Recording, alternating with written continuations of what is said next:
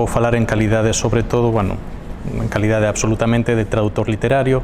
Ben é certo que teño unha obra de creación de 2008 ou 2009, única, solitaria, e logo teño 126 exactamente obras traducidas, seino porque fixen esta mañá un reconto, actualicei o currículo, das cales algo menos de 50 son o galego, prácticamente todo narrativa.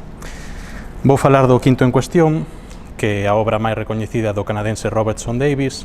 É un relato humanista de pouso, de vocación psicanalítica, para min de maneira moi clara, escrita en 1970 e que é a primeira parte da triloxía de Deptford, a mellor de feito.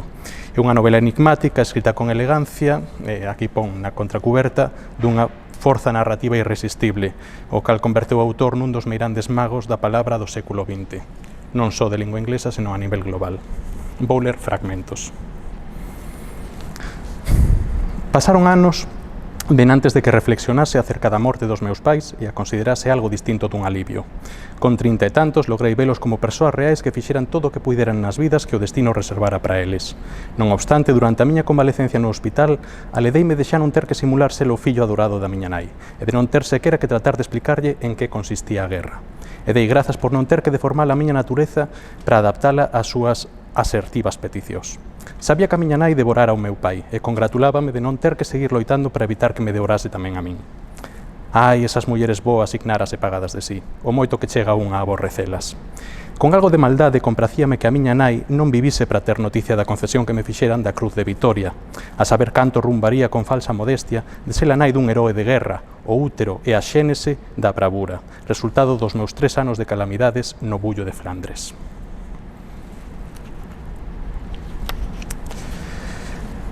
Malia non querer a Léola para min, enfastiábame que Boi a posuíse, non só aprender acerca do amor carnal na súa mellor versión de mans de Diana, tamén asimilara, grazas a ela, a noción da muller como criatura deliciosa que andaba e falaba e ría e facía chacotas e cismaba e comprendía, o cal superaba con moito o modesto catálogo de encantos de Léola. Con todo iso, egoísta de min que nin quero o oso nin lle dou o can, experimentei un fondo resentimento comprobar que me deixara por Boi e que non tivera o valor de escribirme para comunicarmo. Agora entendo que non estaba entre as mañas de Léola plasmar as cuestións importantes sobre o papel. Por moito que o ambicionase, non sería capaz de dar coas palabras para o que debía expresar, pero daquela cos seus pais a coidaren dela, agardala en depósito erótico para Boi Stoughton, confeso que todo aquel asunto me traía polo camiño da amargura. Por que non procurei outra moza calquera? Por Diana, director, por Diana. Botaba en falla miúdo, pero nunca até o punto de escribirlle para lle propor que reconsiderásemos a relación. Sabía que Diana empezaría o estilo de vida que desexaba e que non se contentaría con menos que coa total entrega e, de ser posible, co control férreo da vida do home co que casase. Pero iso non impedía que eu, adoito e con gran pesar, quixese tela comigo. He visto que era un envexoso, petapouco, zamurgo e resentido, non si? Vai outro.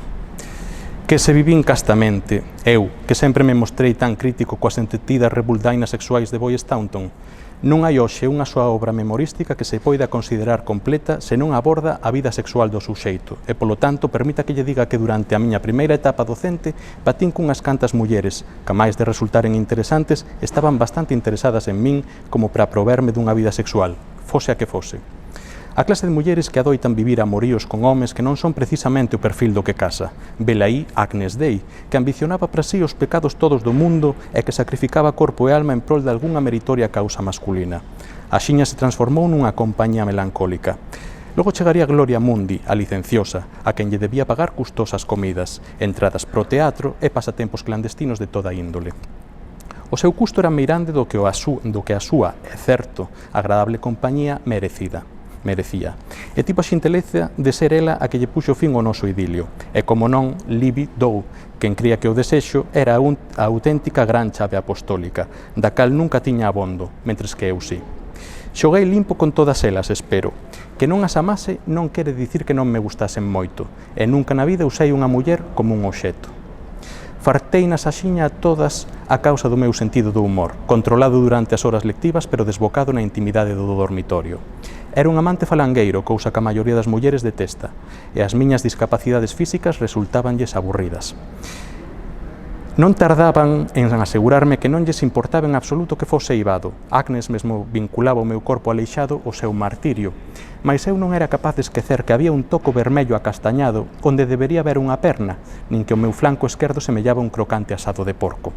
A máis destas aldraxes contra a miña idea do que ven sendo o erotismo, había outros, e para min ás veces hilarantes, problemas. Vexamos, que dita o protocolo para un mullereiro cunha soa perna? Debería tal vez retirar a prótese antes de polo profiláctico ou máis ben ao revés? Suxerinlles ás miñas compañeiras que lle escribísemos a Dorothy Dix para lles por o caso. Non lles fixo graza. Convido a mirar na Wikipedia quen é Dorothy Dix. Outra, interesante. Dende os meus días na guerra, aprendera a cohibirme e non falar daquilo que me entusiasmaba. Cando as demais persoas non compartían os meus gustos, algo habitual, sentíame doído e o meu prazer minguaba, porque sempre me entusiasmaban asuntos que o resto da xente tanto lle tiñan. Pero desa vez non aguantei. Rumbei unha amiga na sala de profesores de que recibiran e aceptaran a miña contribución para publicala na Analecta. Os meus colegas miraron sen comprender res, como a vacas que fitan o tren que pasa, e coa mesma seguiron a falar sobre o extraordinario ace do golfista Bremner o día anterior. Falei do tema con Boi, así que nos vimos. Co que quedou foi con que eu redactara o artigo en francés. Para ser xustos, direi que non lle contei toda a historia de un Cumber e da súa milagrosa barba. Non daba o perfil do inte para esa clase de azueiras psicolóxico-mitolóxicas, que só lles interesan ou ben os simples ou ben os verdadeiramente sofisticados. Boi non era ningunha das dúas cousas, pero si sabía recoñecer a calidade cando a había, e foi a partir de entón cando comecei a ser convidado con regularidade ás ceas con elegantes amigos dos Staunton e xa non só as ceas tete a tete entre a parella e eu.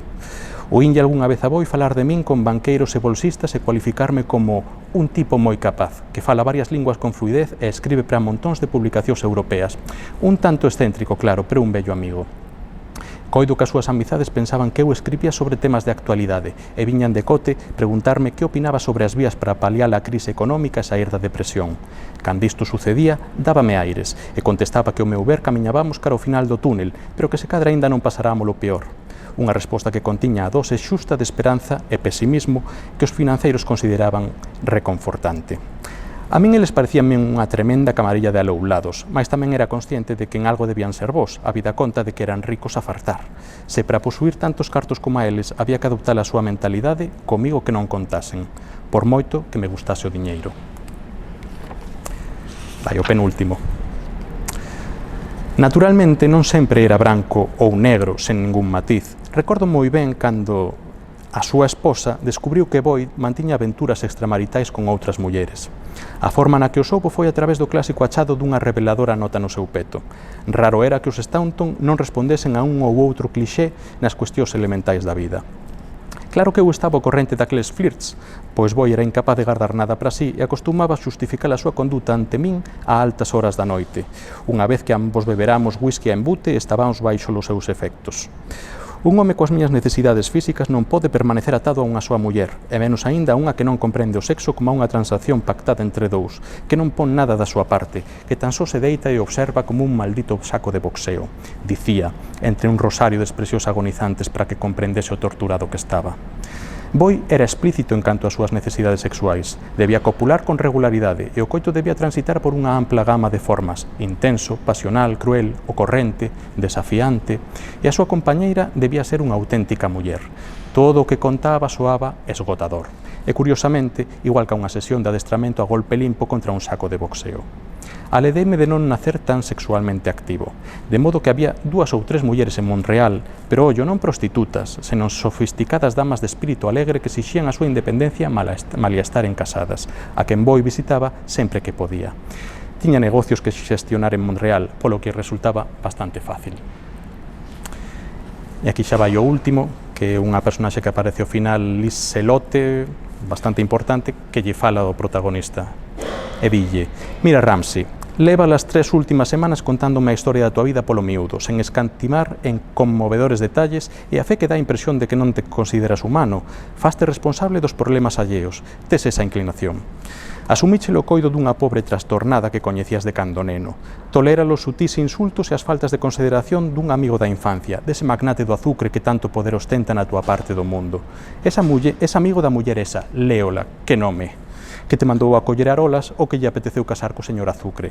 E por toda resposta ti calas e faz como a quen, e nunca admitirías que és bo demais. Iso non che é moi humano. Todo o mundo te considera un tipo decente, agás ese alguén especial, é dicir, agás ti, Dunstan Ramsay. Como vas ser realmente bo cos demais se non és bo contigo mesmo? E dille el, non me educaron para pregoalo cada vez que fago algo por alguén. E dille, educaron, dis, no calvinismo. Eu son suíza, Ramsay, e coñezo o calvinismo tan ben como a ti. Cruel forma de vida.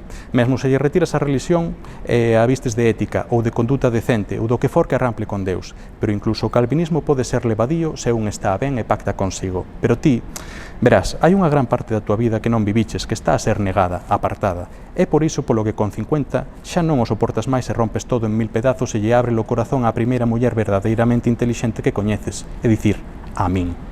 É por iso polo que te encaprichas cunha rapaza que está tan lonxe de ti como se vivise na lúa. Vela aquí o desquite da vida non vivida, Ramsay, que de socato te deixa quedar de parvo. Deberías botarlle unha ollada a esa parte da vida que non viviches. Agora non te retorzas nin bufes como protesta. Non che estou dicindo que che había axudar ter as túas semanas de borracheira, unha relación cunha viúva que te esperase no seu acolledor apartamento cada xoves, talmente como a un rufián de baixa ralea. Ti és ben máis ca iso. Oxala vos guste o libro. Editado por Calandraca en 2021.